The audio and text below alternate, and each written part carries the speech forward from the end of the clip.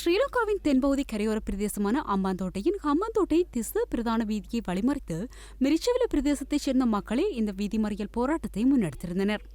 அம்பாந்தோட்டை பகுதியில் அமைக்க உத்தேசிக்கப்பட்டுள்ள முதலீட்டு கைத்தொழில் வலயத்திற்காக 15,000 ஏக்கர் காணியை சீன நிறுவனம் ஒன்றுக்கு வழங்க எதிர்ப்பு தெரிவித்தே இந்த ஆர்ப்பாட்டம் முன்னெடுக்கப்பட்டது.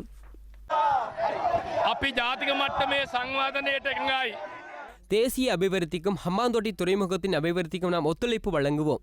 எனினும் முறையற்ற வகையில் முன்னெடுக்கப்படும் அபிவிருத்தி பணிகளை நாம் எதிர்க்கின்றோம். நாட்டின் வளங்களை விற்பனை செய்து ராஜபக்ச அபிவிருத்தி பணிகளை முன்னெடுத்தார். அதனை அடியொட்டி நல்லாட்சி அரசாங்கமும் செயற்படுகின்றது.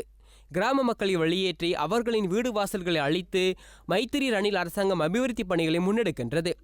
மக்களை வெளியேற்றி ஒரு அடி இடத்தையேனும் அபிவிருத்தி பணிகளுக்கு பெற்றுக்கொள்ள இடமளிக்கப் போவது இல்லை. පහුගිය පාලකයොත් දැන් ඉන්න පාලකයොත් එකතු වෙලා මේ රටේ වටිනා සම්පත් සියල්ල විකුණමින් ඉන්නවා. முன்னைய ஆட்சியாளர்கள் மற்றும் தற்போதைய ஆட்சியாளர்களும் ஒன்றிணைந்து நாட்டின் வளங்களை விற்பனை செய்ய முயற்சிக்கின்றனர். அதற்கு ஒருபோதும் இடமளிக்கப் போவது இல்லை. ஆயுதம் தரித்த இராணுவத்தை பயன்படுத்தி மக்களின் வாழ்க்கையை அழிக்க இந்த அரசாங்கம் முயற்சிக்கின்றது.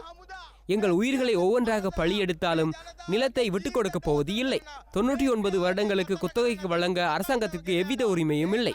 இது ஆரம்பம் மாத்திரமே. நாளை பிரதமர் அலுவலகம் மற்றும் சீன தூதரகத்தை சுற்றி வளைக்க இந்த நாட்டின் மக்கள் தயார். இன்றைய ஆர்ப்பாட்டம் காரணமாக அம்பாந்தோட்டை திஸ்ஸ பிரதான வீதியின் போக்குவரத்தும் பல மணி நேரங்கள் தடைப்பட்டிருந்ததாக எமது ஹம்பாந்தோட்டை செய்தியாளர் தெரிவித்தார்.